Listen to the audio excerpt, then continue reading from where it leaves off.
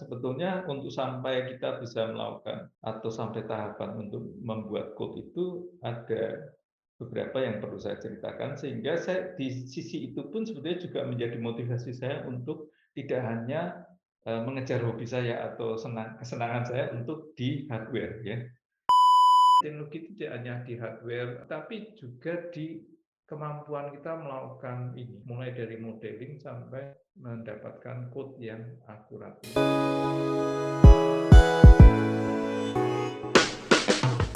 Hai, dari SEO Basic Initiative, aku Harun Ardiansyah dan ini adalah season ketiga dari podcast Bicara Nuklir. Di episode ini, aku ngobrol bersama Dr. Lim Peng Hong yang saat ini menjadi bagian dari Nippon Advanced Information Company Incorporated di Jepang. Beliau memiliki pengalaman puluhan tahun dalam mengembangkan kode nuklir yang digunakan untuk analisis beberapa jenis reaktor nuklir yang digunakan oleh Batan.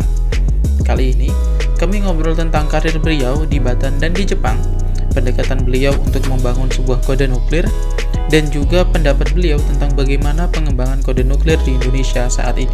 So, let's check it out. Oke, baik. Selamat datang di podcast Bicara Nuklir. Dan sekarang kita kedatangan tamu yang saya bilang istimewa karena saya selalu banyak mendengar tentang Bapak yang satu ini, dan jadi kayak semacam urban legend kalau yang anak-anak muda nuklir tentang yang meneliti tentang reaktor fisik. Ini ada Bapak Dr. Lim Peng Hong. Terima kasih banyak Pak sudah hadir di podcast Bicara Nuklir. Di podcast ini kita selalu mulai podcastnya dengan dengan cerita sedikit tentang background Bapak gitu kan, bagaimana karir Bapak bisa berada di titik sekarang, mulai dari kuliah, terus apa yang dipelajari, riset-risetnya dan lain sebagainya. Bisa minta tolong diceritain nggak Pak tentang perjalanan karir Bapak itu hingga mencapai titik sekarang? Oke, terima kasih atas undangannya, Mas Harun. Jadi saya kalau boleh bicara mengenai dulu ya sekali bagaimana masuk teknik nuklir, itu mungkin ada beberapa yang sampai sekarang bahkan teman-teman masih nggak tahu ya. Jadi begini, saya itu suka bukan teknik nuklir tapi elektronika ya. Dan nanti Mas Harun juga lihat S1 saya itu sebetulnya tema yang saya buat kan rangkaian reaktivitas digital ya untuk mengukur reaktivitas triga di Batan Jogja itu ya. Itu betul-betul menarik bagi saya, lebih menarik di sisi bagaimana membuat perangkat lunak dan perangkat kerasnya yang harus dimasukkan ke dalam. Saat itu hanya ada komputer Apple II ya, itu Apple II pun 8 bit ya, CPU-nya 6502, memorinya cuma 64 GB. Kecil sekali waktu itu. Ya, itu bisa kita itu pertama di Indonesia saya kira ya, itu membuat reactivity meter ya yang digital yang menjadi disertasi S1 saya. Oke, saya kembali. Pertama saya kalau dulu namanya perintis ya Mas Harun ya. Jadi orang boleh pilih pilihan 1, 2 sampai 3. Yeah. Jadi kalau satu lolos, satu lewat ya akhirnya jatuh di pilihan 2 ya. Saya pertama menaruh elektronika di 1, kemudian nuklir di 2 dan seterusnya ya. Itu di UGM semua, Pak? Apa? Itu di UGM semua? Ya, di UGM semua ya. Nah, hanya masalahnya pada waktu itu ada kabar S1 nuklir itu baru aja dibuka ya. Nah, jadi peluang untuk masuk itu lebih mudah dibandingkan yang elektronika ini kan favorit sekali ya, jurusan yang banyak digemari. Dan saya nggak begitu punya percaya diri bisa masuk elektronika gitu ya, teknik elektronik ya. Jadi saya pindah teknik nuklir di pilihan pertama dan elektronika di pilihan kedua ya. Tapi ternyata saya bisa masuk di teknik nuklir ya. Tapi yang elektronika itu ternyata level untuk masuknya itu lebih rendah daripada teknik nuklir sebetulnya. Oke. Jadi artinya kalau saya pasang di pilihan pertama itu saya nggak jadi masuk teknik nuklir. Ya, mungkin karir saya maupun sejarah ini pendidikan saya sudah tidak di nuklir lagi tapi di elektronika. Tapi ya namanya itu jalan hidup ya. Saya tidak menyesal bahwa saya masuk teknik nuklir. Yang penting adalah apa yang kita pilih itu secara konsisten itu kita jalani dengan membuat prestasi yang sebaik-baiknya, itu saja menurut saya. Jadi setelah saya masuk S1 teknik nuklir juga saya tetap menjaga minat dan hobi saya di elektronik, kemudian di mikroprosesor dan seterusnya, sehingga setelah saya sampai pada saat harus menentukan tesis S1-nya apa, itu saya minta justru pendamping dosen untuk memeriksa atau membimbingnya disertasi akhirnya itu di teknik elektronik ya pada waktu itu Santo nggak salah. Dan salah satu tema yang saya kira sangat perlu sekali sebetulnya pada saat itu, dan mungkin tidak hanya di Indonesia ya, karena itu masih baru tahun 80-an 3 itu ya. Jadi kita masih belum masuk di era di mana setiap orang bisa mendapatkan komputer personal ataupun bahkan yang namanya gadget itu nggak ada gitu ya. Jadi kita betul-betul hanya bisa bermain elektronika, bermain mikroprosesor itu di sekolah ya, di universitas di mana fasilitas ada dan seterusnya. Dan itu setelah berhasil S1 di mana teknik nuklir Universitas Gadjah Mada itu, tentu saja tadi Mas Harun sudah menyinggung juga bahwa S1 itu dibentuk, S1 teknik nuklir di UGM itu dibentuk untuk mempersiapkan SDM PLTN-nya. Saat itu betul-betul kita gencar sekali untuk membangun PLTN yang site-nya sudah ditentukan di Tanjung di Muria Jepara. Nah, waktu itu sudah ditentukan ya site-nya, jenisnya PWR, kemudian juga jumlah daya yang harus dihasilkan dan seterusnya ya. Itu saya kira pada waktu itu sudah tepat pilihannya, dan kalau rezim yang saat itu dan situasi politik maupun ekonomi berjalan dengan baik, kemungkinan besar kita sudah bisa mengoperasikan PLTN sekarang ini. Ya. Hanya kan ya namanya sejarah itu sama seperti apa yang saya lakukan ketika masuk perintis itu tidak selalu sesuai dengan keinginan kita. Ya. Nah, setelah lulus S1 itu saya diminta untuk masuk ke Batang, ya. Kemudian saya masuk Batang sampai tahun 1999 ya, jadi cukup lama di sana. Dan setelah itu saya juga diminta untuk mengambil S2, S3 juga. Nah, S2, S3 ini saya ambil di Tokyo Institute of Technology ya, dan saya lulus tahun 1993 ya, S3-nya. Ya. Nah, kebetulan di Batang itu kan kita punya baik yang untuk eksperimen ataupun yang untuk komputasi ataupun pengembangan program-program fisika reaktor. Kalau kebetulan di S2 dan S3 saya di Tokyo Institute of Technology itu mereka tidak punya punya reaktor yang bisa kita pakai secara bebas untuk eksperimennya. Sehingga semua kegiatan saya lebih banyak pada modeling sama pembuatan code, dan memakai itu untuk desain ataupun analisis keselamatan dari reaktor riset maupun reaktor HTGR ya, pada waktu itu. Jadi lebih ke arah itu. Nah, setelah saya selesai pulang ke PRSG, tentunya saya melanjutkan apa namanya kegiatan yang saya sudah kerjakan baik sewaktu sebelum berangkat sekolah di sini maupun setelah pulang.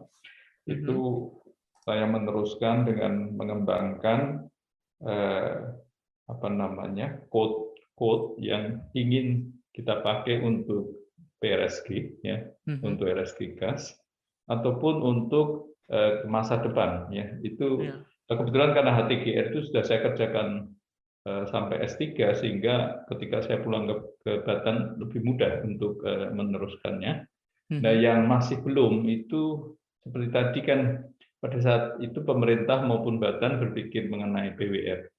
Ya. Nah, saya mencoba mengembangkan yang sudah saya dapatkan untuk PRSG maupun HTGR itu saya kembangkan untuk PWR. Ya. Jadi in-core fuel management code-nya, kemudian untuk transiennya yang lunak, ya lunak artinya tidak terlalu parah, maupun yang kalau PWR mungkin Mas Harun tahu yang reactivity initiated accident ya. Itu kita memakai pendekatan nodal, dan nanti mungkin kalau ada waktu kita bisa diskusi tahapan-tahapan apa yang penting sebetulnya yang mungkin nanti pendengar bisa melihat secara keseluruhan approach yang kita pakai di dalam teknik nuklir ini, bagaimana sampai kita itu bisa membuat atau harus membuat code-code tertentu dan bagaimana pemodelan dan seterusnya. Itu mungkin, tapi sekarang kita bicara mengenai kenapa saya masuk S1 di teknik nuklir dan sampai yang di Jepang. Nah, setelah selesai untuk persiapan ini, in-core fuel management PWR maupun merintis untuk program-program transient dan kecelakaan untuk PWR, itu saya berhenti. Ini mungkin ada beberapa alasan yang tidak bisa saya katakan secara di sini secara detail.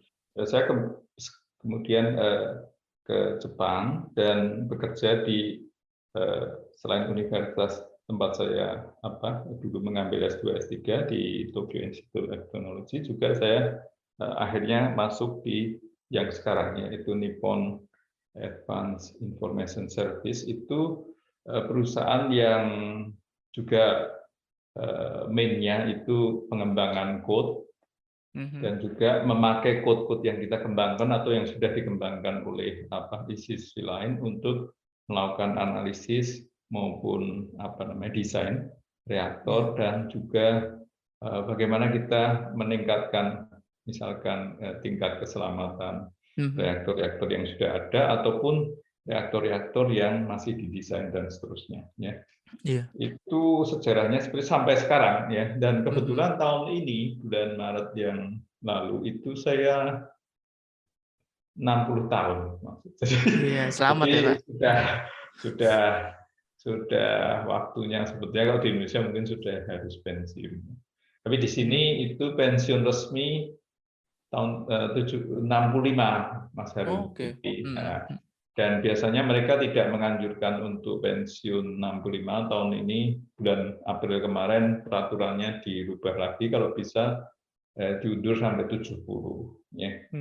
Karena memang membayar pensiun di sini kan lain dengan di Indonesia. Itu populasi masyarakat manulanya demikian besar sehingga beban untuk membayar negara untuk membayar pensiun itu tinggi sekali. Jadi untuk itu kalau orang mau menunda pensiunnya sangat dianjurkan ya, karena itu mengurangi beban pemerintah untuk membayar pensiun. Nah, kemungkinan saya masih harus bekerja 10 tahun lagi lah mungkin. Itu secara singkatnya begitu, Mas Harun. Kalau ada beberapa bagian yang Mas Harun ingin tahu, itu nanti bisa saya ceritakan lebih detail lagi. Saya penasaran dengan ini, Pak. Tadi Bapak mengatakan bahwa sebenarnya minat awalnya Bapak kan di elektro ya, dan kalau saya lihat berarti lebih ke perangkat keras gitu kan. Skripsi S1 Bapak kan juga mengenai perangkat keras gitu. Tapi mengapa transisi ke perangkat lunak, Pak? Mengapa transisi ke coding gitu? Apa yang menyebabkan hal itu? Transisinya itu bagaimana juga gitu? Apakah berat gitu mengubah paradigmanya dari yang bagaimana membuat perangkat keras menjadi bagaimana membuat perangkat lunak, atau bagaimana paradigma Bapak ketika merubah shift topik riset yang cukup signifikan itu? Ya, sebetulnya sederhana jawabannya, Mas Harun. Namanya orang itu terpaksa itu biasanya jadi itu sebenarnya jawaban jujurnya begitu. Tapi kalau jawabannya mungkin bisa lebih mudah diterima, lebih masuk akal begini. Jadi kita tahu bahwa ketika kita mau, biasanya orang kan melihat membuat code itu, ya udah ayo kita milih bahasa pemrogramnya apa, kita coding gitu ya. Nah, sebenarnya nggak begitu ya. Jadi saya menyadari bahwa sejak di teknik nuklir pun itu ada beberapa tahapan yang menarik, di mana sebetulnya untuk sampai kita bisa melakukan atau sampai tahapan untuk membuat code itu ada beberapa yang perlu saya ceritakan, sehingga saya di sisi itu pun sebetulnya juga menjadi motivasi saya untuk tidak hanya mengejar hobi saya atau kesenangan saya untuk di hardware ya. Jadi karena ada yang menarik di mana meskipun tidak bisa dilihat oleh mata kita, itu ada hal-hal yang menurut saya secara engineering ataupun secara sains pun itu menarik untuk dipecahkan ya. Nah, kita tahu bahwa biasanya misalkan kita melihat reaktor itu bagaimana kelakuan neutron di dalam teras dan seterusnya, itu biasanya kita awali ada beberapa tahapan yang itu perlu kita awali, yaitu kita harus merumuskan dulu model fisikanya seperti apa ya.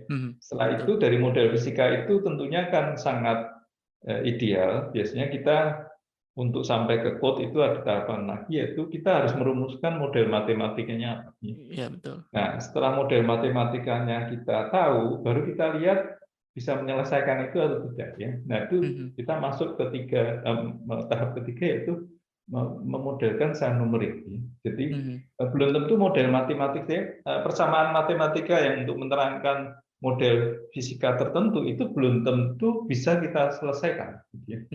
Karena ada persamaan matematika yang menjelaskan mengenai model fisika tertentu yang sampai saat ini pun tidak bisa diselesaikan secara secara eksplisit ya, harus ada penyederhanaan. Ada penyederhanaan di mana kita harus masuk ke model numerik. Nah, setelah ada model numerik itulah baru kita mulai melakukan implementasinya dari model numerik itu untuk dibuat di dalam code, sambil kita memikirkan bagaimana menyelesaikan secara numerik ya. Jadi metode untuk menyelesaikan.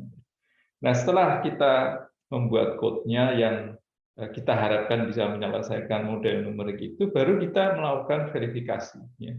Nah, verifikasi itu biasanya kita dengan membandingkan antara hasil perhitungan dari code kita dengan code yang lain ya. Bisa saja yang setara model numeriknya, atau model numeriknya jauh lebih bagus sehingga menjadi reference bagi kita untuk menyelidiki kelemahan program kita atau hasil kita.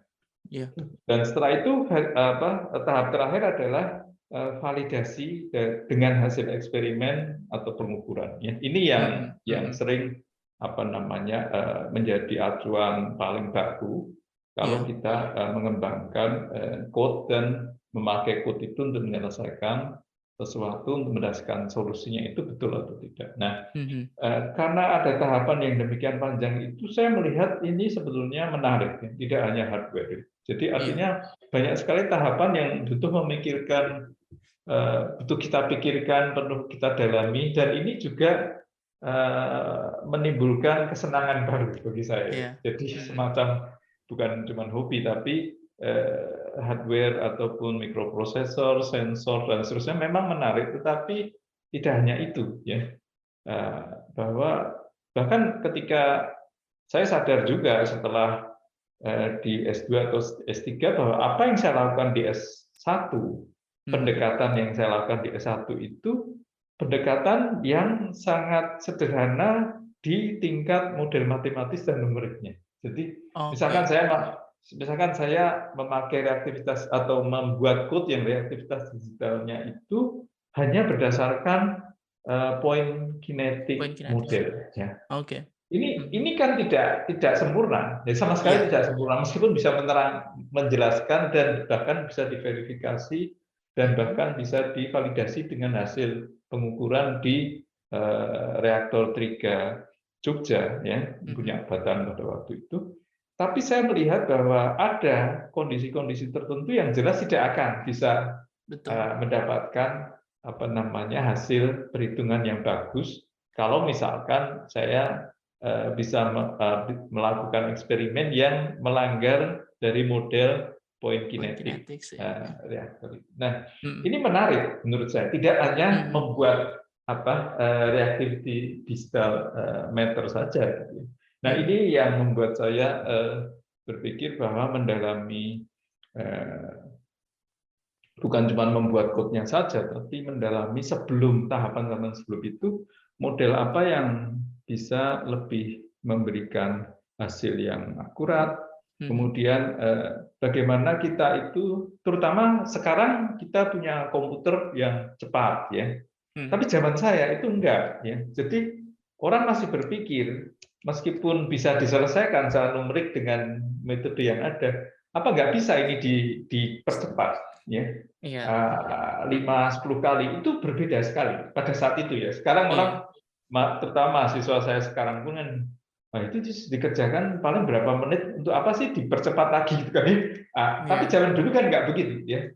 Kita tahu bahwa di Batan waktu saya pulang pun, ya, pulang setelah S3 itu saya hanya bisa melakukan perhitungan difusi itu, ya. Jadi kita tahu bahwa kelakuan neutron di dalam teras maupun di dalam media itu model fisikanya kita tahu, model matematika jelas itu persamaan Boltzmann, ya, baik itu yang statik, yang eigenvalue maupun yang transient atau yang dinamiknya. Itu pun kan kalau kita dekati dengan bukan transport, ya, transport susah lagi, yang few group saja, ya, jadi beberapa grup, terus dimensinya hanya 2, pol-polnya 2 gitu, 1, 2, itu nggak bisa dengan IBM PC yang pada saat itu ada, gitu, ya. Kita harus pakai mainframe-nya PPI saat itu. Jadi pusat pengembangan informatik itu semacam computer center-nya Batan saat itu, ya. Itu fax 8550 kalau nggak salah, ya. Itu jadi pakai terminal yang hijau itu, ya. Itu kalau nggak begitu memori apa segala nggak cukup, ya. Dan kita nggak bisa ngitung seperti sekarang kan, kita pakai aja pulang, sekarang mahasiswa pulang di rumah bisa kerja kan, zaman dulu kan nggak bisa, ya. Jadi zaman dulu itu di Batan pun masukin program, kalau yang masukin bukan saya saja kan, yang pakai kan banyak, yang ngantri, gitu. Tapi sekarang enggak, ya. Tapi kondisinya seperti, nah, saat itu pun itu yang namanya misalkan melakukan kita matriks yang kita buat, biasanya kan setelah saya pakai misalkan finite difference method atau apapun itu kan berakhir dengan matriks yang besar. Betul. Itu gimana saya melakukan preconditioning dulu matriks itu sebelum saya selesaikan supaya mendapat cepat dan seterusnya, itu topik litbang juga. Betul. Ya, di zaman saya, gitu, maksudnya, dan di lab saya yang di S2 S3 pun itu salah satu tema yang penting, karena apa? Saat itu yang namanya komputasi itu resource-nya nggak seperti sekarang, ya. Nah, jadi yang namanya mempercepat misalkan dari 2 jam jadi 1 jam, atau dari 1 hari jadi beberapa jam, itu sangat penting karena itu menentukan produktivitas yang kita hasilkan, ya. Nah, jadi itu kalau Mas Harun tanya kenapa saya selain hardware itu kok jadi tertarik ke yang software, itu di situ, ya. Tahapan-tahapan itu saya lihat kita mau bekerja di mana, ya, mau menyelesaikannya ada yang memang kuat di matematikanya sehingga bisa diubah-ubah dulu di matematika, dia tidak peduli nanti orangnya buat programnya gimana, tapi di sisi model matematika ini gimana bisa dirubah sehingga mudah untuk diselesaikan secara numerik, misalkan. itu ada yang lead banknya khusus di situ ya. Iya. Ada yang lead banknya seperti tadi saya katakan sudah jadi model numeriknya, ketika menyelesaikan kok lama sekali gitu.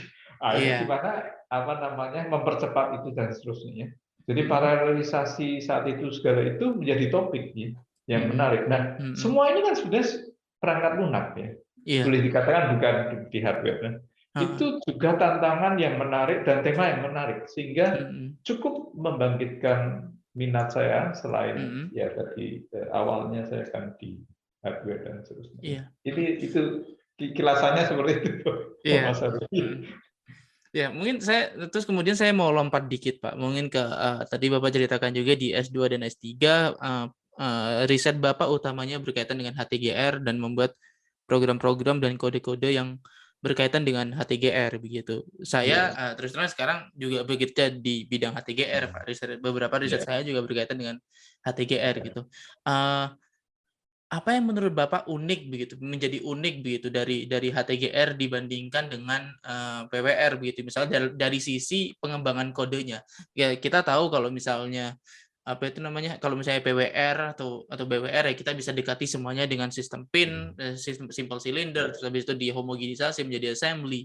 Terus habis itu ya kita bisa pakai view group diffusion untuk memodelkan keseluruhan reaktor. Tapi saya bayangkan kalau misalnya itu prismatic saja, udah mah bentuknya heksagon yang pasti beda, secara matematis preconditioning-nya pasti beda. Dan bagaimana Bapak melihat perbedaan ini, dan bagaimana approach Bapak ketika dulu memodelkan fenomena di HTGR, terus kemudian menerapkan itu ke dalam kode begitu, Pak? Oke, jadi mungkin bagi mereka atau pendengar yang cukup tahu mengenai HTGR itu kita punya dua tipe HTGR. Tadi Mas Harun menyebutkan ada tipe prismatik ya, di mana bahan bakarnya itu tidak bergerak ya, seperti PWR dan sebagainya. Kebetulan saya atau lab saya di S2 dan S3 itu membahas tipe yang satu lagi, yaitu fiber bed gap. Jauh lebih rumit kayaknya ya. Jauh lebih rumit. Nah, justru kerumitan ini yang ingin saya terangkan dan kenapa membutuhkan modeling yang intens ya. Pertama begini, jadi untuk fiber bed reaktor itu kan bahan bakarnya bola ya. Bola itu berbentuk bola sekitar diameternya 6 cm, itu dimasukkan dari atas. Kemudian dari bawah dikeluarkan pelan-pelan tentu saja ya. Nah, kemudian ini secara gampangnya prinsipnya yang dimasukkan di atas itu biasanya bahan bakarnya baru ya, belum terbakar banyak. Kemudian yang di bawah itu biasanya karena sudah lewat dan tinggal di dalam teras lama itu sudah terbakar banyak dan biasanya dikeluarkan. Kalau burn up-nya masih rendah dimasukkan lagi ya. Nah, multipass begitu ya. Ya, betul. Nah, kalau sudah tua itu bahan bakar, maksudnya benarnya sudah tinggi, biasanya sudah langsung dibuang. Nanti di atas itu dimasukkan yang baru dari pabrik. Nah, itu satu aspek yang berbeda dengan tipe reaktor lainnya. Ya, tipe reaktor aspek lain yang lebih sulit lagi adalah dari sisi fisika reaktor adalah di dalam satu bola itu ada puluhan ribu trisofill particle ya. Jadi kita di dalam fisika reaktor kan mengenal heterogeneity ya, artinya antara fuel dengan moderator biasanya atau dengan coolant kalau dari PWR. Nah, kalau di PWR maupun di BWR itu kita hanya mengenal pellet dan coolant ya, dan coolantnya memang berfungsi juga sebagai moderator. Jadi ada heterogeneity yang hanya satu level saja. Ya. Tapi di HTGR nggak begitu ya. Baik di prismatik pun nggak begitu ya. Jadi selain yang trisofill particle yang kecil itu, bola-bola itu pun kan juga antar bola itu memiliki heterogeneity sendiri. Betul. Jadi kita di dalam fisika reaktor untuk HTGR itu mengenal yang namanya double heterogeneity. Ya. Jadi ada dua tingkat ketidakhomogeneitasnya antara fuel dengan moderator, pada kita pakai grafiknya. Nah, itu menyulitkan perhitungan ketika kita mau mendapatkan cross section efektif, ya. Karena akan ada self shielding, ya, di mana self shielding itu harus dihitung tidak hanya untuk satu level heterogeneity, tapi 2 level, ya. Itu yang tantangan pertama, ya.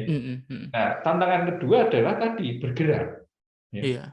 Nah, bergerak dari satu tempat ke tempat lain. Jadi ada dari sisi pembangkitan cross section itu kita challenge-nya yang menarik itu untuk HTGR adalah di double heterogeneity-nya. Kemudian di sisi fuel management-nya, jadi simulasi bagaimana komposisi di dalam tiap-tiap bola itu berubah itu harus mengakomodasi tidak hanya flux di tempat dia dibakar, tapi bagaimana gerak dari bola itu. Nah, ini yang harus diselesaikan secara simultan di dalam people bed, ya. Dan yang susah lagi kan kalau kita people bed-nya itu tipe multipass, ya seperti tadi, ada yang sudah dibakar dimasukkan lagi, itu kita tercampur antara fuel yang baru dengan fuel yang lama, ya. Di dalam satu tempat bisa sudah berdampingan, bisa jauh. Nah, semua ini harus diselesaikan, ya, secara simultan dalam kita melakukan simulasi di dalam HTGR. Nah, ini yang menurut saya tidak dijumpai di tipe reaktor lain seperti BWR dan seterusnya. Itu yang mungkin secara singkat, karena kalau terlalu detail reaktornya kan nanti pendengarnya jadi bosan. Gitu Mas Arudi. Saya mau gali sedikit aja Pak dari situ Pak, sedikit aja. Saya dulu ketika S2 memang bekerja di bidang HTGR utamanya pebble bed. Nah, riset saya itu mengenai PBMR 400 yang seharusnya dibangun di South Africa. Dan saya dekati itu dengan persamaan difusi, dengan saya generate cross sections pakai Monte Carlo, terus habis itu saya terapkan di diffusion code yang dibuat oleh profesor saya begitu.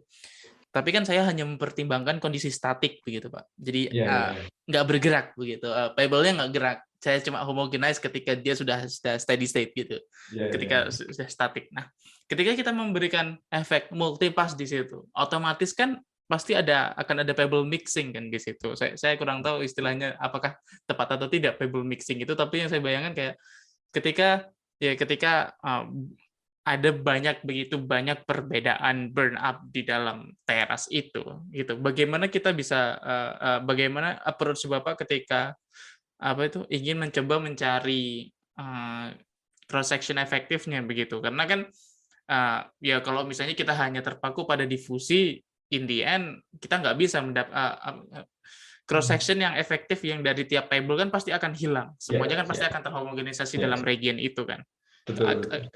Berbeda ceritanya kalau misalnya kita bisa menggunakan metode Monte Carlo, tapi pakai metode Monte Carlo kan pasti butuh banyak computing cost begitu kan.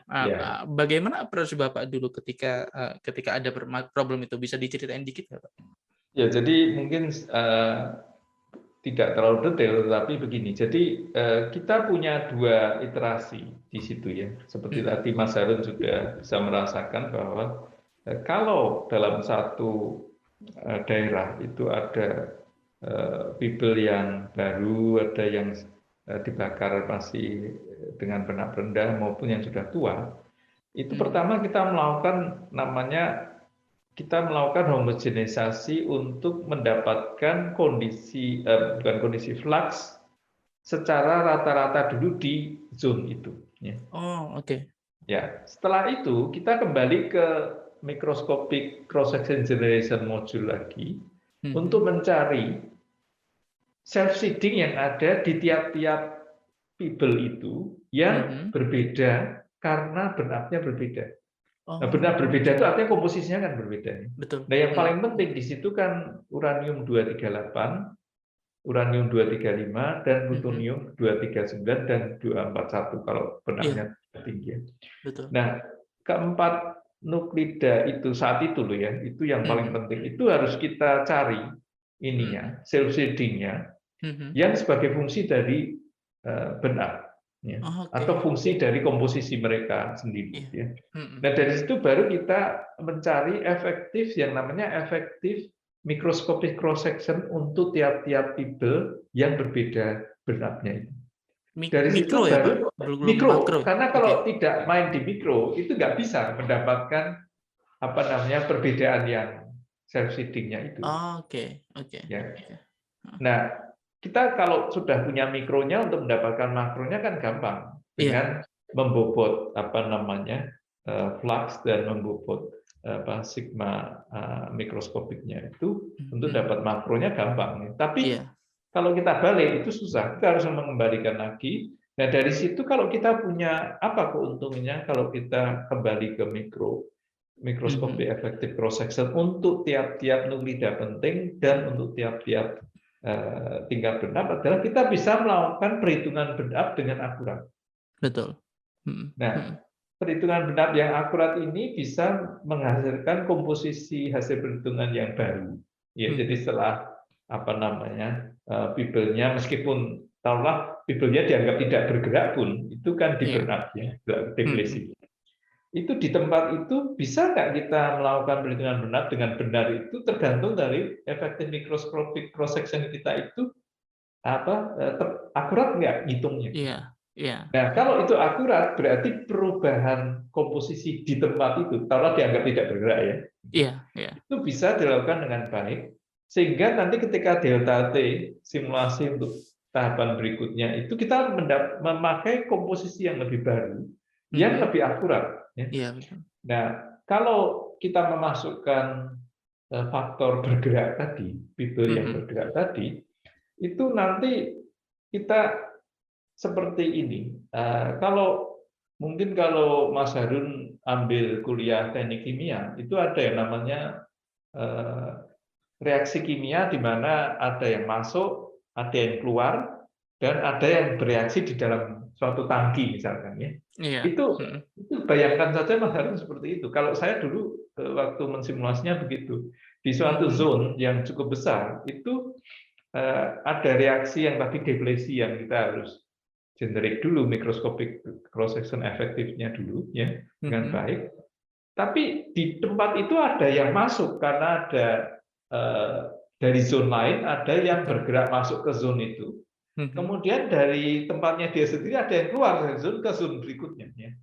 Nah, ini harus dimasukkan di dalam persamaan seperti kalau kita menyelesaikan reaksi kimia di dalam teknik kimia, ada yang persamaan balance aja gitu dimasukkan, ada reaksi yang terjadi di situ, ada juga hasil reaktannya kan diambil oleh orang supaya bisa misalkan melakukan. Nah, itu yang kita modelkan secara matematis di situ.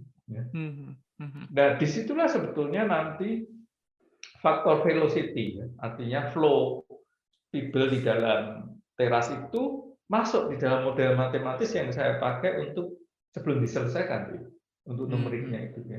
Nah, kecepatan flow itulah yang nanti menentukan juga komposisinya berubahnya lebih cepat atau lebih lambat ya.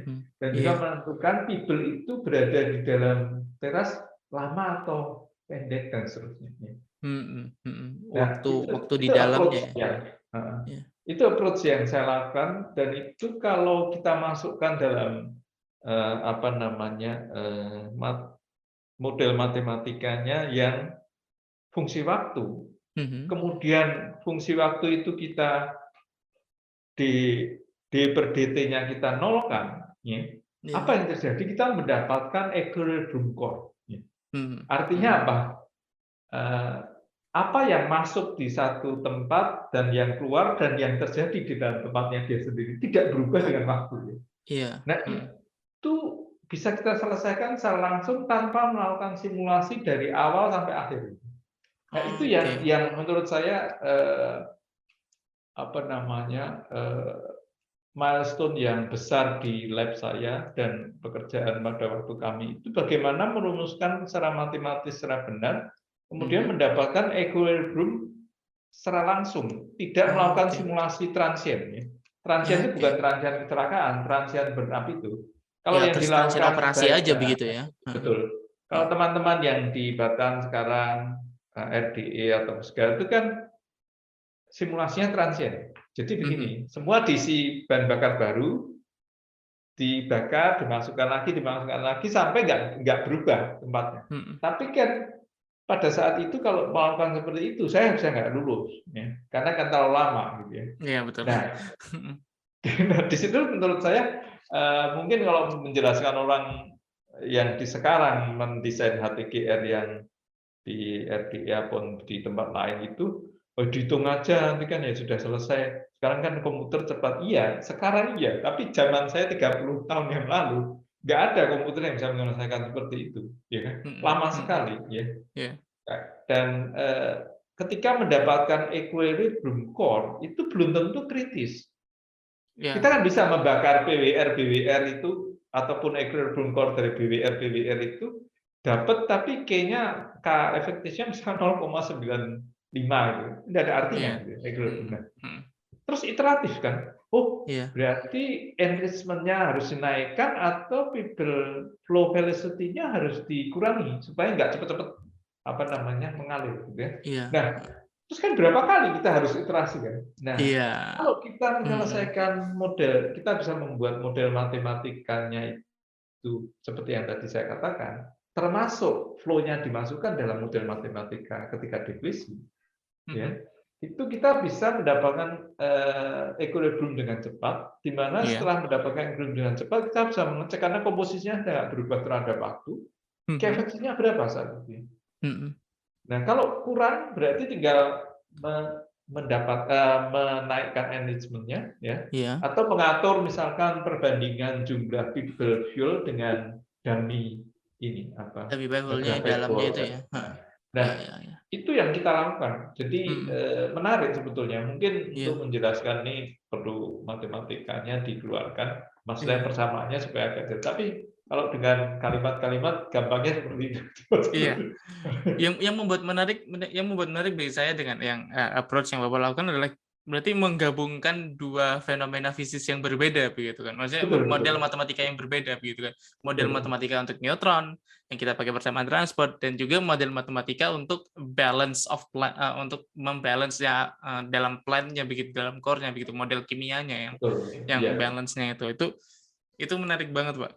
Mungkin akan saya pakai nanti approach seperti itu, tinggal nanti saya itu soalnya masih kepikiran juga tuh bagaimana memproses multipass itu yang bisa lebih cepat dari yang seperti yang Bapak bilang tadi, tinggal iteratif, kita jalan aja begitu. Memang komputer sekarang bisa melakukan itu, tapi ya mana betul. Zaman saya 30 tahun yang lalu itu kan susah ya. Susah itu maksud saya. Untuk orang komputasi rasanya susah ya, di tahun segitu ya, Pak ya. Iya. Nah, baik, lompat lagi nih, Pak. Tadi Bapak singgung juga Bapak setelah S3 kembali ke Batan dan karena memang waktu itu mimpinya itu adalah membangun PWR, jadi Bapak mengubah lagi nih riset kodenya menjadi kode PWR, utamanya kalau saya baca ini berarti kan lebih ke in-core fuel management gitu. Dan Bapak waktu itu terapkan untuk RSG, which is ketika itu berarti plat ya, Pak ya? Masih plat ya bahan bakarnya, atau kayak gimana waktu itu RSG itunya, Pak? Strukturnya begitu. Oh ya, jadi begini, RSG itu ketika kita beli dari Jerman ya, itu perusahaannya namanya Interatom, itu tipe reaktor yang mereka sediakan ke kita itu plat type ya, atau biasanya kita sebut material testing reactor type, ya itu semua bentuknya plat ya. Bahan bakarnya itu ada sebabnya salah fisika reaktor, tapi lebih ke masalah termodinamika, di mana dengan plat itu kita bisa menjamin pengambilan panas yang jadikan heat transfer area-nya besar, ya. Betul. Apalagi platnya kan tipis, ya. Jadi temperatur center line-nya itu bisa rendah, ya, karena kita nggak ingin. Nah itu biasanya hampir seluruh material type reaktor, research reaktor yang ada di dunia itu menganut tipe seperti itu, seperti yang kita punya juga. Nah, sebetulnya untuk dari sisi fisika reaktor, bukan yang termohidrolikannya, ya, neutroniknya itu nggak terlalu beda ya antara PWR, HTGR dan plat ya. Nah, justru kalau plat itu lebih mudah bagi saya karena mendapatkan cross section efektifnya, heterogeneity-nya yang saya sebutkan tadi itu cukup satu dimensi, cukup. Karena plat itu ya, jadi lebih mudah. Kalau apa yang lain kan mungkin butuh 2 dimensi dan seterusnya. Nah, itu kita memakai kalkulasi sel yang modelnya 1 dimensi saja sudah cukup. Bahkan kalau tidak punya calculation cell, pada saat itu saya pakai Anison. Anison mungkin Mas Harun tahu ya, apa one dimensional apa anisotropic transport code ya. Itu bisa. Bisa.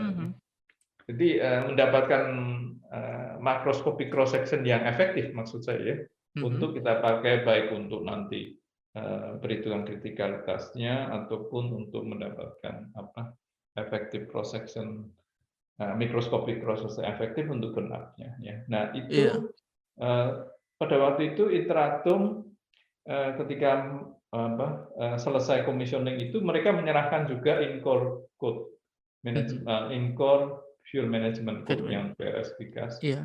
Nah, namanya fuel. Di situ saya tertarik untuk apakah orang Indonesia itu nggak bisa buat sendiri, ya kan? Nah, artinya begini, kita kan sudah belajar model fisikanya, model matematikanya, model numeriknya itu, maksud kita nggak bisa, maksudnya membuat sendiri. Terus saya challenge ya, maksudnya untuk bagaimana kita buat sendiri sehingga kita mudah memodifikasinya, gitu. Terus kita juga bisa melakukan modularisasi. Saya saat itu sudah mulai berpikir bagaimana program-program yang kita buat di Batan itu kalau nanti ada permintaan dari kebutuhan lain itu tidak harus kita menguasai seluruh isinya baru bisa merubah, itu enggak ya. Jadi modularisasi itu penting ya. Apa namanya? Nah, itu kalau yang merubah yang fuel yang diberikan oleh Interatom saat itu susah sekali. Dan itu hanya bisa jalan di ini ya, di tadi mainframe-nya VAX 8550 itu ya. Nah, itu saya potong Pak. Untuk yang Bapak maksud tadi modularisasi itu lebih ke menambah graphic user interface kah atau menyederhanakan prosesnya atau kayak gimana ya Pak? Maksudnya modularisasinya itu implementasinya begitu. Jadi gini, saat itu tuh kita nggak punya pilihan banyak ya. Sekarang kan namanya GI terus mau pakai Python, mau pakai apa itu kan bisa kan. Kalau saat itu kan yang bisa kita itu cuma satu, programnya harus dalam Fortran. Ya. Jangankan GUI ya, enggak. Yang saya sebut modularisasi adalah ketika kita merancang suatu program di dalam Fortran ya. Pada saat itu hanya tersedia Fortran. Itu bagaimana tiap-tiap modul itu kita code, kita program sedemikian rupa sehingga ketika kita misalkan gampangnya begini, fuel itu hanya menghitung fuel manajemennya, tapi misalkan mau menghitung ini parameter kinetik, itu kita kan butuh adjoint flux. Nah, nggak bisa kalau mau merubah itu semua subroutine di dalam itu harus dirombak. Nah, itu menyulitkan. Jadi kalau saya misalkan sudah bisa membuat yang forward untuk menyelesaikan eigenvalue biasa, kita buat modul lain, ya, yang hanya nambah, saya memakai tidak perlu merubah yang sudah ada, ya. Menambah modul itu secara Fortran. Di dalam Fortran ada beberapa cara, gitu ya. Itu gimana? Oh ya, ini kita ada pada waktu itu kan di PLSG ada 4 kelompok ya, neutronik, termohidrolik, kinetik sama dosimetri. Ya. Oke. Nah, ketika saya pulang itu yang termohidrolik sih nggak begitu urusan dengan netronik kan ya. Tapi Iya. yang kinetik ini selalu mikir dari minta ke netronik dari kinetik, grup kinetik itu, saya butuh kalau misalkan fuelnya sudah mulai tua atau apa, atau komposisinya berbeda atau letak burn up distribusi yang berbeda itu, mosok sama terus dengan teras 1 seperti kinetik parameternya yang diberikan oleh interatom. Kan enggak, ya memang Iya. enggak. Nah, kita enggak bisa hitung. Oke, I see. Nah, untuk menghitung itu kita harus nambah sendiri kan. Iya. Nah, kalau kita punya code yang kita kembangkan sendiri di dalam batannya, itu kan berarti kita bisa merubah atau menambah modul-modul yang kita butuhkan sendiri. Oke, iya. Nah, itu yang saya sebut modularisasi itu nggak semodern yang sekarang kan kita bisa bilang objek oriented, ya. Apa gitu, itu nggak bisa. Zaman itu Fortran jalan saja udah untung itu. Betul. Ya kan zamannya ada lain gitu. Tapi Iya. dari sisi itu pun, jadi program saya misalkan nanti kalau Mas Harun lihat itu ya program yang saya kembangkan semua di situ itu ininya keyword yang diisi. Jadi kalau orang misalkan orang kinetik tidak perlu tahu total mengenai program saya, tapi cukup mempelajari 1-2 keyword saja untuk inputnya. Di mana keywordnya itu kinetik gitu ya.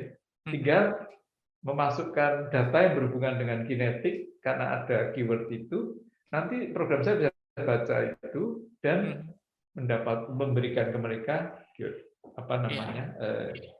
parameter kinetik yang dibutuhkan mereka untuk eksperimen. Itu menjelaskan mengenai modularisasi zaman itu gitu ya. Zaman itu di mana Fortran-nya juga masih Fortran 77 atau Fortran 4 ya, zaman itu campuran ya. Jadi iya. Sekarang aja yang paling bagus kayaknya tuh Fortran udah ada yang tahun 2000-an ada kan. Saya bekerja saya dulu sempat di S2 itu kerjanya sama Fortran 99, Pak. Dan saya ngerasa ya Allah ini kode macam apa? Mending saya balik ke Python. Zaman susah itu. Itu setelah fax itu ada itu kan saya tahun kapan ya? Bisa zaman itu ada yang namanya ini. Sekarang kan ada riset hibah, ada apa saya nggak tahu. Zaman itu ada yang namanya riset terpilih ya. Itu saya berhasil mendapatkan dana dari Dikti atau dari mana ya. Itu baru saya bisa membeli komputer pribadi ya. Komputer pribadi itu masih ini ininya CPU-nya 286 ya. Jadi Pentium 286. Enggak ada namanya double core atau apa enggak ya cuma itu aja. Dengan dulu kan pilihan kan mau pakai coprocessor atau enggak supaya cepat ya. Terus mengcompile-nya itu dengan ini Microsoft Fortran ya, zaman itu. Di mana memorinya hanya bisa 640 kilo. Itu saya harus mengemas program saya, in-core fuel management saya untuk RSG gas itu di dalam memori dan yang terbatas itu supaya bisa jalan. Dan waktu itu paralelisasi masih apakah sudah berkembang paralelisasi waktu itu? Zaman itu ada yang namanya ini. Ada paralelisasinya enggak dengan kalau sekarang kan gampang itu pakai MPI atau pakai OMP atau apa gitu kan. Kan enggak mungkin zaman itu. Zaman itu sebetulnya saya ditawari itu ini. Kalau enggak salah apa yang namanya ya? Hardware. Jadi IBM PC itu bisa dikasih slot-slotnya yang untuk expansion portnya itu. Di ini apa namanya? Namanya apa ya? Card untuk paralelisasi. Jadi nanti kita harus program dalam lahir, dalam apa? Ngirim instruksinya ke situ untuk ngitung, nanti hasilnya kita ambil. Tapi yang ngitung bukan IBM PC-nya, tapi yang ngitung ininya apa? Card yang kita pasang di situ. Mahalnya setengah mati. Dan programnya setengah mati juga karena zaman itu kan enggak ada yang ada OMP segala. Jadi suka dukanya itu di situ. Kita gimana bekerja dalam memori yang sekarang kan bahkan gadget kita itu memorinya lebih besar daripada fax-nya mainframe-nya PPI zaman saya pulang Iya. dari Jepang. Mm, Nah, ini yang membedakan approach-nya ya. Orang mm, sudah tidak mikir sesusah saya zaman dulu itu, saya mikirnya yang iya. lain aja. Nah, Mm. jadi itu kira-kira gambarannya ketika saya pulang dan melihat yang di depan mata yang harus kita selesaikan kan itu. Kemudian yang agak jauh itu PWR tadi itu. Ya. Iya. Nah, begitu saya masuk PWR itu kan masalahnya kalau reaktor kita itu kan kecil, Mas Heru. Mm. Ya artinya ukurannya maksudnya ya. Iya. Jadi dengan finite different methods itu nggak ada masalah. Ya masalah tadi, cuman tidak terlalu masalah gitu. Artinya masih tercover dengan memori dan kecepatan. Tapi begitu masuk ini PWR, itu Oh Mas iya Harun tahu benar. sendiri kan, ukurannya ke aksial saja kan Aksialnya lumayan. 3,7 itu hanya fill-nya saja ya. Belum Iya. nanti ke radial. Itu kalau kita pakai finite difference itu ngompel saja nggak bisa gitu kan. Artinya sudah nggak cukup memorinya. Nah, Iya. itulah sebetulnya saya belajar banyak bagaimana dan itu kan tidak hanya saya yang merasakan itu ya. Iya. Dimana kenapa pada saat itu betul-betul tema mengenai nodal itu bisa demikian ini dilihat banyak orang ya waktu itu ya. metode nodal itu Pak ya. Ya, kenapa? Karena kita bisa mendekati satu field assembly-nya PWR misalkan kan 17 kali 17 itu ya, di mana pitch-nya itu kan 1,26 ya. Jadi 1,26 dikalikan 17 itu bisa didekati hanya dengan satu nodal saja. Iya. Atau kadang-kadang bisa dibagi dua, jadi 2 kali 2 gitu ya. Wah, itu kan menarik sekali ya. Iya. Artinya kalau kita bisa menyelesaikan dengan itu dengan PC 286 saya itu bisa terselesaikan. Dan itu bisa. Oke. Nah, inilah yang sebetulnya saya katakan tadi ada menariknya tantangan itu. Jadi misalkan model fisika oke, model matematika oke. Tapi begitu kita mau masuk model numerik, pakai aja finite different method kan sudah established. Nggak bisa. Nggak bisanya itu bukan karena di programnya nggak bisa, tapi kemampuan komputernya. Memori dan computing time-nya nggak bisa. Nggak masuk akal aja begitu. Nggak masuk akal. Nah, akhirnya kan kita harus mencoba membuat model numerik lain yang mampu ya mengakomodasi masalah-masalah tadi. Ini sebetulnya yang kadang orang lupa juga bahwa di titik-titik tertentu itu sangat krusial ya. Lead bank bisa menerobos, melakukan breakthrough tertentu atau tidak itu di situ letaknya. Iya. Jadi tidak hanya eksperimen, tidak hanya hardware, tidak hanya apa. Nah, kalau ini bisa diapresiasi oleh orang-orang dan terutama generasi muda di bawah kita, itu bidang-bidang seperti ini sebetulnya banyak yang masih harus diselesaikan. Lapangannya masih luas banget untuk dieksplor ya Pak ya.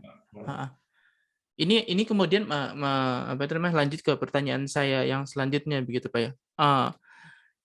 Saya melihat saya beberapa kali sempat ngobrol dengan teman-teman yang saat ini sedang berada di Batan, utamanya pusat teknologi keselamatan reaktor nuklir gitu. Saya nggak tahu namanya sekarang jadi apa karena berubah di BRIN, tapi ya pusat yang itu dan ya yang berkaitan dengan komputasi dan banyak yang mengatakan bahwa perkembangan setelah Bapak meninggalkan Batan, perkembangan kode udah jarang dilirik lagi begitu. Saya melihat ini menurut Bapak apakah bagaimana pandangan Bapak melihat hal ini gitu? Apakah ini karena kurangnya apresiasi tadi, mungkin karena melihat Monte Carlo sudah bisa melakukan semuanya, atau apakah Bapak ada pendapat begitu mengenai kayak kurangnya minat untuk membangun kode baru dari scratch begitu? Apakah Bapak ada pendapat mengenai hal itu? Saya tidak tahu persis penyebabnya, tetapi saya bisa mereka-reka gitu ya penyebabnya dan juga kompleks sebetulnya. Kompleks itu begini. Jadi sebetulnya kita punya potensi maupun punya kesempatan, ya. Tahun-tahun saya pulang itu masih tahun 90-an itu sebetulnya tidak hanya Indonesia tapi di luar negeri pun itu tidak semudah itu orang untuk melakukan komputasi, kan. Jadi sebetulnya saat-saat seperti itu saat-saat samalah ketika kita dalam ekonomi Indonesia itu ada yang boomingnya boom apa gitu ya. Kesempatan itu kita pakai enggak untuk memperkuat diri sendiri, ya, memperkuat SDM nasional kita, membuat teknologi. Teknologi itu tidak, seperti saya katakan tadi, teknologi tidak hanya di hardware atau di tetapi juga di kemampuan kita melakukan ini, ya, mulai dari modeling sampai mendapatkan code yang akuratnya. Nah, ini kenapa tidak berlanjut, ya? Saya kira banyak penyebabnya dan saya nggak tahu mana yang paling dominan. Yang pertama tentunya masalah minat, ya, seperti tadi saya katakan. Kalau orang sudah tidak minat ya tidak bisa. Kemudian sistemnya apakah mendukungnya? Jadi apakah mendukung para peneliti itu untuk sistemnya sabar menunggu? Karena begini, sering pengembangan ini kan nggak cepat, ya. Dan kadang nggak bisa dipublish juga gitu kadang. Ya, jadi sistem itu mengejar, misalkan tiap tahun harus punya paper berapa, harus apa, di mana akhirnya orang berpikir ngapain saya susah-susah mengembangkan code gitu ya. Lebih baik saya cari code yang sudah jalan, saya hitung. Lebih ke analisis kemudian jatuhnya. Hasilnya cepat-cepat bisa dipublish sehingga poinnya bisa kita pakai untuk naik pangkat dan sebagainya. Dan ini sebetulnya menurut saya yang menjadi penyebab paling utama kenapa kita itu gagal dalam mengembangkan SDM dan maksudnya peningkatan kemampuan SDM di bidang ini, ya. Dan hal ini sangat menyedihkan karena begini, ya. Saya menyadari sendiri bahwa dengan membuat code seperti tadi saya katakan, orang sering juga melihat membuat paper itu kan untuk poin dan sebagainya, itu mungkin joke-nya begitu. Tapi sebetulnya begini, paper itu kan hanya hasil akhir dari rangkaian penelitian yang harusnya susah, ya. Dan hasil itulah didiseminasi dalam bentuk paper, gitu. Nah, kalau yang dinilai hanya papernya saja, maka proses sebelum membuat paper ini tidak terlihat sama sekali dan tidak dihargai sama sekali. Taken for granted aja begitu, ya. Ya, akhirnya kan orang hanya ngitung jumlah papernya berapa tahun ini, disitasi berapa, itu disitasi ya sama temannya sendiri, susah juga.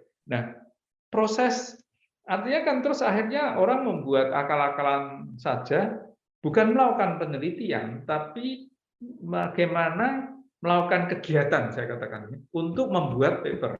Karena itu yang dinilai oleh sistem. Dan ini yang merusak organisasi dan merusak mentalitas peneliti kita juga di situ, ya. Jadi proses penelitian ini kan tidak dilihat dan tidak dinilai, gitu. Mereka hanya menilai papernya mana, gitu kan. Kan susah.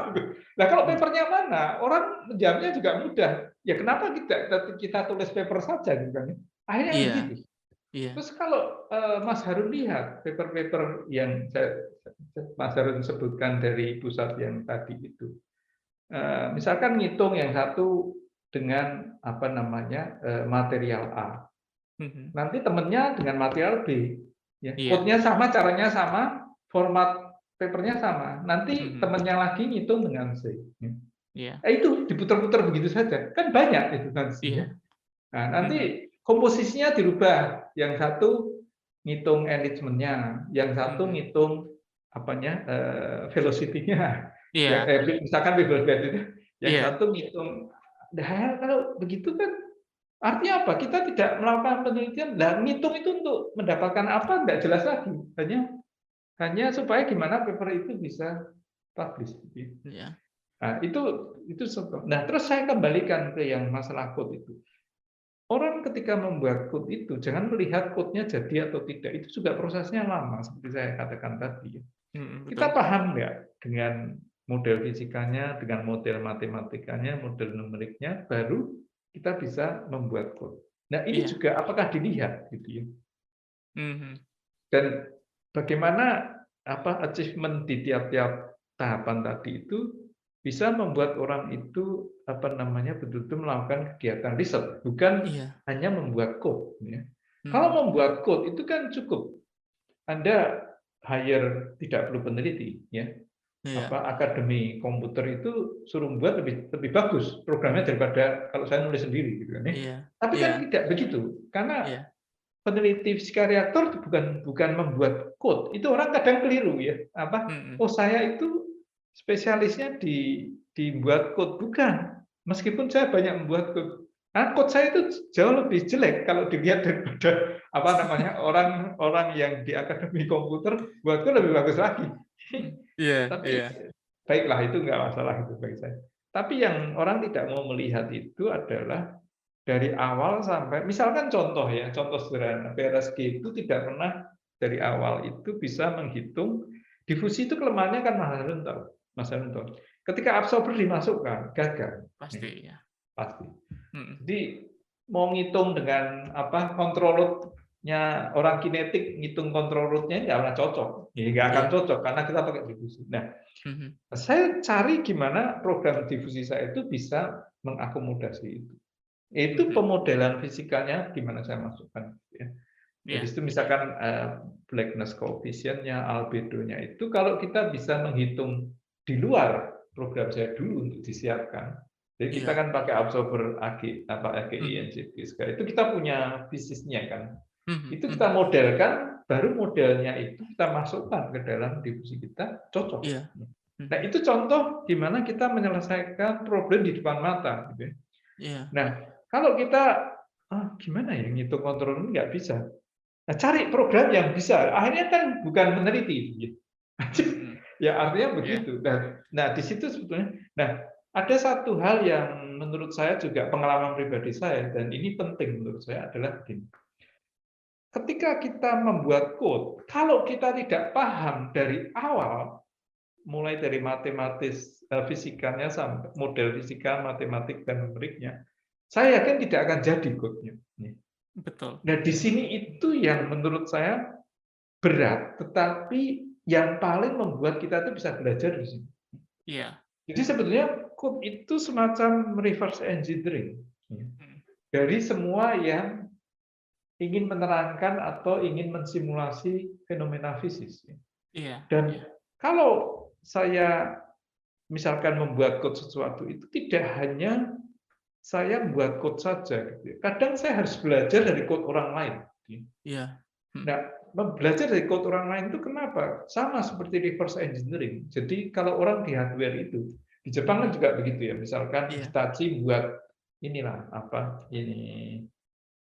rice cooker baru. Mhm. Itu counterpart-nya orang yang dari perusahaan lain, itu bongkar. Rice cooker-nya beli di toko, dibongkar, dilihat satu-satu itu. Iya. Ini kenapa bisa begitu sama? Saya pun melakukan hal yang sama dengan kalau saya tidak tahu kenapa program si A itu atau negara lain itu bisa memberikan hasil yang bagus. Ya. Program saya nggak bisa. Kan tidak semua ditulis di dokumentasinya ya. Nah, tapi kita harus baca source-nya. Kita harus Iya. baca ininya. Dari source-nya itu kita kembalikan reverse engineering. Oh, model numeriknya pakai ini. Ya. Okay. Kalau model numeriknya pakai ini, oh berarti model matematika yang dipakai ternyata ambil dari ini, ambil dari ini, dan seterusnya. Dari situlah sebetulnya kita itu melakukan penelitian dan dari situlah kita sebetulnya semakin paham fisikanya atau fenomena fisisnya yang ada itu semakin paham lagi. Iya. Karena kalau kita hanya pakai misalkan Monte Carlo yang sekarang gampang kan, ke MCNP itu asal orang nggak salah satuannya, nggak salah geometrinya, ya keluar hasilnya. Pasti akan ketemu langsung hasil. bisa jadi paper itu. Iya. Tapi mudah nggak yang terjadi di dalamnya? Saya nggak begitu yakin, meskipun itu orang Batam. Kenapa? Karena menganggap mereka terlanjur kesenangan dengan itu, dengan main code itu. Ya. menganggap itu sebagai Bahkan, black box begitu, Pak ya. ya, bahkan code yang diberikan dengan source-nya saja tidak dilihat dalamnya. Nah, ini kan susah, gitu ya. Nah, memang banyak sekarang code yang proprietary itu kemudian nggak diberikan source-nya, tapi source yang diberikan pun itu tidak dilihat. Nah, di situ sebetulnya menurut saya kelemahan kenapa perkembangannya makin surut lah ya kalau kita bilang. Iya. Orang tidak lagi mau bersusah payah memikirkan dari awal sehingga membuat code. Apalagi banyak, bahkan teman-teman saya sendiri yang dari dekatan mengatakan, ngapain sih susah-susah buat code seperti itu? Nah, akhirnya kan memang ya begitulah. Maksud saya, kenapa terjadi yang seperti sekarang itu begitu. Dan ini yang menurut saya perlu dibenahi. Dan siapa yang mau membenahi ini yang punya keberanian ya membenahi. Kenapa? Ini harus dari tingkat atas dan harus berani memberikan arahan begitu. Secara besar-besar merombak sehingga mentalitas ini bisa kita perbaiki, sistem juga bisa kita perbaiki dan ada perkembangan lah ya ke arah yang lebih positif di masa depan. Karena memang iptek tidak hanya nuklir ya, engineering dan seterusnya itu kan berkembang pesat sekali ya. Betul. Tapi karena saya hanya bidangnya di fisika reaktor, kemudian lebih banyak di pengembangan code, itu bidang ini pun juga termasuk bidang-bidang lain itu kompetisinya tinggi ya, kompetisinya tinggi dan kalau kita mau maju, maksudnya bangsa Indonesia mau maju, kita harus mau juga susah di seperti ini ya, di hal-hal yang seperti ini ya. Iya. Itu ya buat pusing ya, tapi disitulah sebetulnya letak litbang di situ. Dan gimana mengembangkan SDM ya dari sisi itu. Ya. Karena kalau enggak ya hanya jadi user. User pun itu kalau masih bagus kalau user itu masih tahu fisisnya di dalamnya. Ya. Banyak sekali user yang tidak tahu. Ya. Cuma tahu hasilnya saja, bahkan hasilnya untuk mengecek benar atau salah tidak tahu. Ya kan susah. Betul. Nah, ini yang menurut saya keparahan yang terjadi bahkan di lembaga-lembaga penelitian yang kelasnya kan nasional. Nah, seperti itu menurut saya sangat disayangkan dan memang perlu diperbaiki lah ya, pelan-pelan juga. Ya kalau bisa cepat, tapi biasanya kan kita harus pelan-pelan. Iya. Ya, satu hal mungkin satu hal yang bisa saya ambil juga karena saya sekarang juga pribadi sedang mengembangkan kode juga gitu Pak, yang ketika saya share dengan profesor saya juga bilang ya ini apa yang kamu lakukan ini nggak akan bisa diapresiasi melalui sebuah paper gitu ya, kamu akan kerja keras sendiri gitu, in the end nanti yang akan dihasilkan ya papernya berupa hasilnya begitu, orang nggak akan peduli gimana kamu bikin kodenya begitu kan. Dan saya rasa mungkin ini juga yang menjadi penyebab juga gitu, kenapa minat untuk membangun kode sendiri yang berdasarkan keingintahuan terhadap satu fenomena fisis tertentu itu bisa berkembang gitu ya. Nah, ini mungkin terakhir Pak, karena ini udah lumayan hampir 1,5 jam kita ngobrolnya. Terus sekali lagi terima kasih atas kesempatannya Pak. Dan mungkin terakhir nih Bapak ada pesan nggak terhadap generasi saya begitu, orang-orang yang masih punya semangat untuk studi di bidang nuklir, tapi mungkin dari sisi kalau misalnya kita mau bekerja di bidang nuklir, lowongannya masih nggak banyak begitu. Apakah Bapak ada pesan gitu terhadap pendengar yang mungkin seusia lah sama saya gitu, segenerasi sama saya gitu? Saya kira harapannya banyak sekali dan mungkin nggak semua bisa saya ungkapkan di sini. Tapi begini ya, jadi saya kira energi nuklir dan juga berikut derivatifnya ya. Untuk itu kan kita butuh mempelajari rekayasa nuklir, kemudian hal-hal yang menyangkut keselamatan, terutama yang penting. Itu bidangnya cukup luas ya. Dan kita tahu sendiri bahwa nuklir itu merupakan multi dimension atau multi disiplin ya. Dengan demikian sebetulnya kita SDM yang kita punyai bahkan tidak hanya di Indonesia tapi di Jepang pun itu kita kurang. Kita perlu meningkatkan minatnya di generasi yang muda dan kerjasama antar institusi dan antar negara agar perkembangan energi nuklir ini bisa lebih pesat dan juga lebih aman. Nah, faktor penghambat tentu saja banyak seperti yang tadi sudah kita diskusikan. Tetapi yang penting adalah bahwa kita di tiap-tiap bidang yang kita tekuni, ya, karena kan saya nggak bisa mengatakan bahwa bidang saya itu yang paling penting dan sebenarnya enggak. Ya. Jadi fisika reaktor itu hanya salah satu aspek saja ya, dari energi nuklir, ya, di mana di luar itu banyak sekali.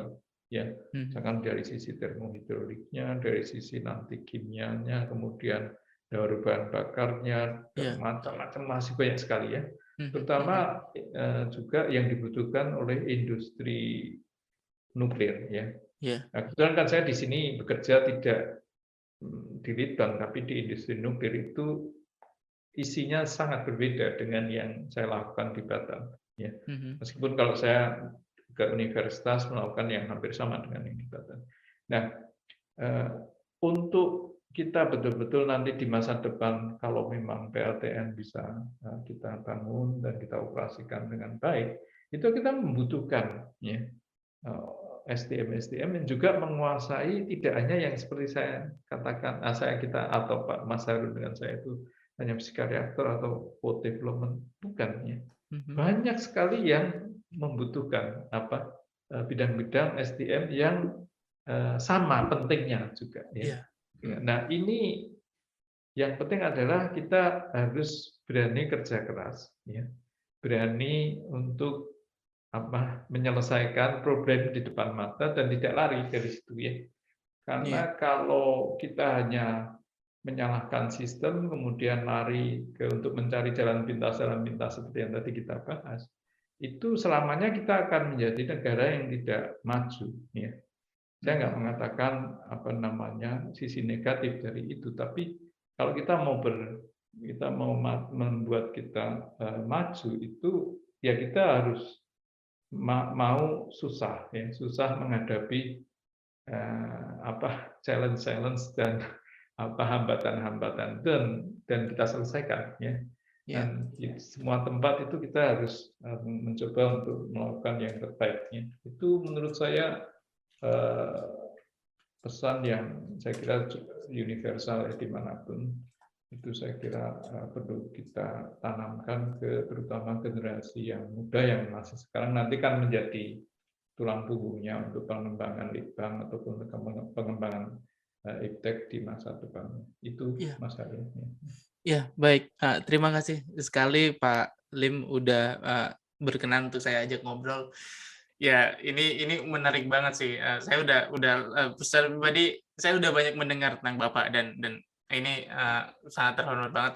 Saya akhirnya bisa ngobrol langsung Bapak dan bisa ngobrol tentang code development di Indonesia begitu yang saya rasa cukup underappreciated dan rasanya perlu ditingkatkan lagi gitu. Memang sudah ada inisiatif dari beberapa teman-teman yang muda untuk ayolah kita cobalah bikin kode sendiri kayak gitu, kode difusi yang kayak gimana gitu kita aktifkan lagi gitu dan semoga itu menuju ke arah yang lebih bagus lah dari sekarang. Jadi terima kasih sekali lagi Pak Lim karena sudah berkenan dan untuk teman-teman yang mendengarkan sampai jumpa di episode berikutnya. Bye bye.